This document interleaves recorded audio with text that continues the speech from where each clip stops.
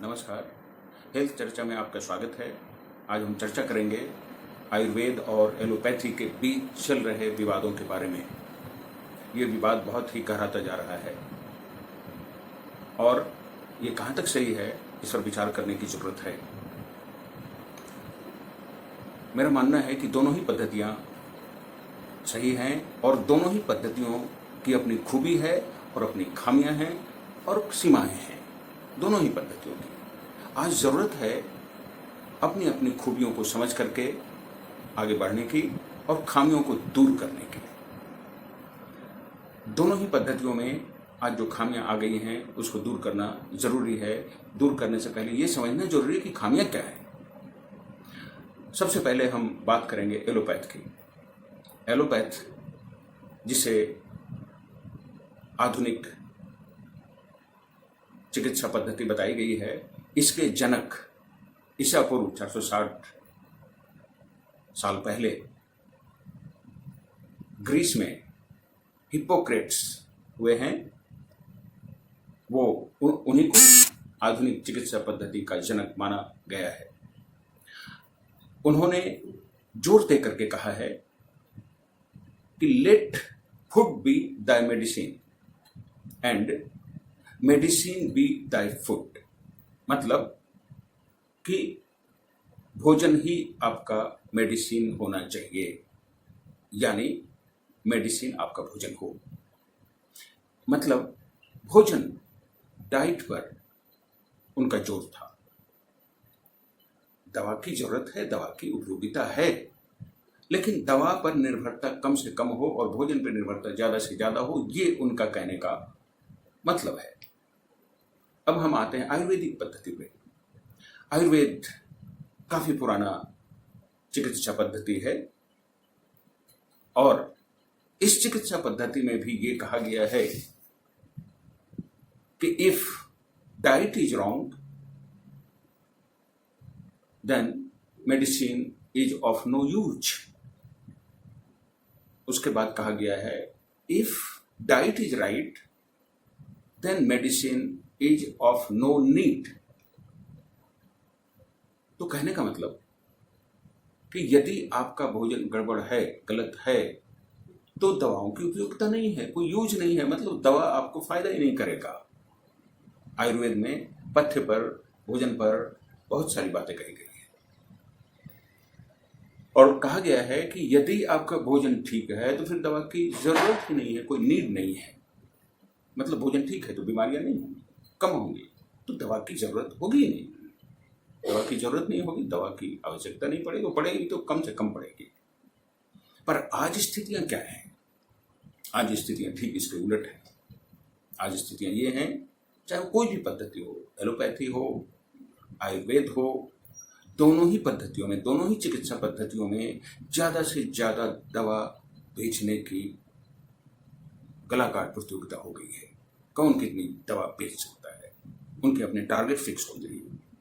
कौन कितना ज्यादा प्रॉफिट कमा सकता है। ये सिर्फ एलोपैथिक कि फार्मास्यूटिकल कंपनी की बात नहीं मैं कह रहा हूं, इसमें हमारे आयुर्वेद की कंपनियां भी शामिल हैं। इस कोरोना काल में लोगों ने अनाप शनाप दवाइयां खाना शुरू कर दिया। दवा कंपनियों ने अनाप शनाप दवाओं का विज्ञापन जारी कर दिया और दवाओं के दाम को भी अनाप शनाप बढ़ा दिया, अनाप शनाप बढ़ा दिया, लूट का बाजार बना के रखा। जिन दवाओं की कीमत 10 रुपए होनी चाहिए थी वो आज 100, 200 रुपए, 1000 रुपए बेची जा रही है। ये तो कंपनियों की बात है, बाकी लोग जो ब्लैक मार्केटिंग कर रहे हैं उसकी बात मैं नहीं कर रहा हूं। तो दोनों ही, मेरा कहना है कि दोनों ही पद्धतियों में दवाओं पर जोर बढ़ गया है। दवा कंपनियों का दवा बेचने पर जोर बढ़ गया है और हम लोग अस्पताल की आड़ में, योग की आड़ में, अध्यात्म की आड़ में दवाओं को प्रमोट कर रहे हैं, दवाओं को बेचने का प्रयास कर रहे हैं, बेच रहे हैं। कहीं कोई नैतिकता नहीं रह गई है, दवाओं को कैसे बेचना है। तो अभी क्या हो रहा है, दोनों पद्धतियों के जो पक्षकार हैं एक दूसरे पर कीचड़ उछाल रहे हैं। एक दूसरे की खामियां गिना रहे हैं, एक दूसरे के टांग खींचने में लगे हुए हैं, जो बहुत ही गड़बड़ है, जो उचित कहीं से भी नहीं कही जा सकती है। रोगियों का कल्याण, रोगियों की भलाई का मुद्दा गौण हो गया है। दवा कंपनियों का मुद्दा प्रॉफिट, उनकी प्रोडक्टिविटी, ये प्रमुख हो गया है। आज हमें दोनों पद्धतियों को अपने अपने गिरेबान में झांकने की जरूरत है, दोनों पक्षकारों को, कि हमारे मूल सिद्धांत में क्या कहा गया है। हमारे दोनों ही पद्धतियों में मूल सिद्धांत में भोजन पे जोर दिया गया है, भोजन की महत्ता को बताया गया है, दवाओं की महत्ता को कम नहीं किया गया है। दवाएं हैं, दवा की जरूरत है, दवा का महत्व है, लेकिन भोजन का महत्व ज्यादा दर्शाया गया है। और अभी क्या हो रहा है, एक पद्धति बोल रही है कि हम श्रेष्ठ हैं आपसे, हम रोग को जड़ से ठीक करते हैं, हमारे दवा का कोई साइड इफेक्ट नहीं है। जबकि मैं आपको बताना चाहूँगा, आपने भी देखा होगा कि दोनों ही पद्धतियों में रोग जड़ से ठीक नहीं हो पाता है, मेंटेन रहता है, दवा दे करके मेंटेन रहता है, जड़ से नहीं ठीक होता है। कई रोगी आते हैं जिन्हें देखता हूँ कि उनकी बीमारियां ठीक नहीं हुई हैं, सभी पद्धति से हार करके आते हैं। तो इस पे सोच विचार करने की जरूरत है। ये खामियां हैं दोनों ही पद्धतियों की, इस पर सोच विचार करके इसको दूर करने की जरूरत है। दूसरा जो क्लेम आयुर्वेद पद्धति के पक्षकार करते हैं कि हमारी दवाई का कोई साइड इफेक्ट्स नहीं है, हमारी दवाई का कोई दुष्परिणाम नहीं होता है, तो मैंने देखा है एलोपैथ में, तो मैंने देखा ही है, दवाओं के साइड इफेक्ट्स होते हैं, उनके दुष्परिणाम होते हैं, ये जग जाहिर है। लेकिन आयुर्वेद के दवाओं के इफेक्ट होते हैं, ये हमने देखा है।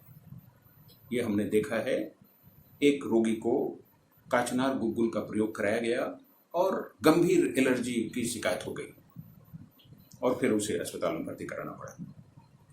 दूसरे रोगी को हमने हाल में देखा जिसे कोरोना हो गया था और उसने कोरोनिल का इस्तेमाल किया और उसे गंभीर साइड इफेक्ट हुए और अंत में कोरोनिल को छोड़ना पड़ा। ये साइड इफेक्ट्स हैं, इन खामियों को समझने की जरूरत है और उसे दूर करने की जरूरत है। आपस में लड़ने की जरूरत नहीं है। दोनों ही पक्षों में, दोनों ही पक्षकारों में, दोनों ही पद्धतियों में खूबियां भी हैं, खामियां भी हैं। तो हमें अपनी खूबियों को समझना है, खामियों को दूर करके आगे बढ़ना है। जहां तक बात हमने शुरू की थी, दोनों ही पक्षकारों के आदि पुरुष ने भोजन पर जोर दिया है, पथ्य पर जोर दिया है। इसको आज के आधुनिक modern science, modern medical science के चिकित्सक, जिसे आप कहें एलोपैथिक चिकित्सक, वो भोजन की पद्धति से इलाज कर रहे हैं। उसमें सबसे पहला प्रमुख नाम मैं लेना चाहूँगा डीन ऑर्निश, डॉक्टर डीन ऑर्निश, जो एलोपैथ के चिकित्सक हैं। दूसरा महत्वपूर्ण नाम लेना चाहूँगा कॉल्डवेल बी एसेलेस्टीन, ये भी डॉक्टर हैं, एमडी हैं, एलोपैथ के चिकित्सक हैं। तीसरा नाम लेना चाहूँगा माइकल ग्रेगर, ये भी एलोपैथ के चिकित्सक हैं, एमडी हैं।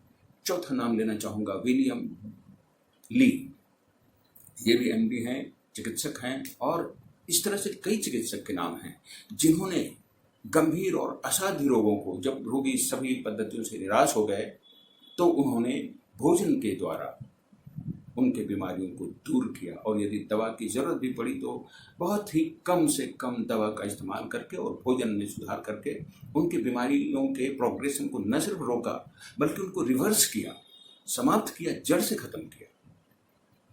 और आप जो नाम हमने बताए हैं, इन्हें आप नेट पर देख सकते हैं, सर्च कर सकते हैं, खोज सकते हैं, तो आपको समझ में आ जाएगा कि ये आधुनिक मेडिकल साइंस के ये चिकित्सक और वो प्राचीन पद्धति जिसमें भोजन को प्रमुख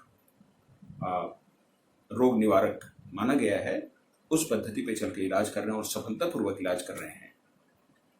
और हमारे डॉक्टर डीन ऑर्निश ने अमेरिका के राष्ट्रपति रह चुके बिल क्लिंटन का भी इलाज किया। जब वो थक चुके थे, डॉक्टर ने उन्हें जवाब दे दिया था कि अब आगे आपका कुछ नहीं हो सकता है, तब उन्होंने भोजन की पद्धति से उनका सफलतापूर्वक हार्ट डिजीज का इलाज किया। ये है भोजन में खूबियां। तो आज जरूरत है इस बात को समझने की। इस कोरोना काल में लोगों ने अनाप शनाप दवाइयों का इस्तेमाल किया, अनाप शनाप विटामिन का इस्तेमाल किया, जिंक का इस्तेमाल, विटामिन सी, विटामिन डी, न जाने और क्या क्या, इम्यूनिटी बूस्टर के नाम पर क्या क्या लोगों ने नहीं किया। एलोपैथ के कंपनियों के इम्यूनिटी बूस्टर दवा हो, चाहे वो एलोपैथी के आयुर्वेद की दवा हो, चाहे काढ़ा, चाहे जो भी इम्यूनिटी बूस्टर, उसका इस्तेमाल किया और उसका परिणाम तो होगा ही, वही है। इम्यूनिटी क्या चीज होती है ये लोग समझना नहीं चाहते हैं। यदि इम्यूनिटी क्या चीज होती है इसको यदि समझ लें तो उन्हें किसी इम्यूनिटी बूस्टर दवा की जरूरत, किसी काढ़े की जरूरत नहीं पड़ेगी। आप यदि अपना भोजन ठीक रखते हैं, यदि अपना खान पान ठीक रखते हैं, अपना लाइफ स्टाइल ठीक रखते हैं, तो आपके शरीर की इम्यूनिटी ऐसे ही बूस्ट अप रहेगी। ऊपर वाले ने इस शरीर को इतना सक्षम बनाया है कि वो यदि आप इसको सही कंडीशन देते हैं, सही खान पान देते हैं, तो इसकी इम्यूनिटी ऐसे ही बूस्ट रहती है। कोई बीमारी, कोई वायरस आपका कुछ नहीं बिगाड़ सकता। तो इसको सोचने की जरूरत है, इस पर काम करने की जरूरत है कि रोगी का कल्याण कैसे हो, आम लोगों का भला कैसे हो, इस पर विचार करने की जरूरत है, न कि विवाद करने की जरूरत है। विवाद का समय अब नहीं है, अब समय आ गया है इस पर विचार करने की। दोनों पक्षकारों से मैं अपील करूंगा कि वो इस पर विचार करें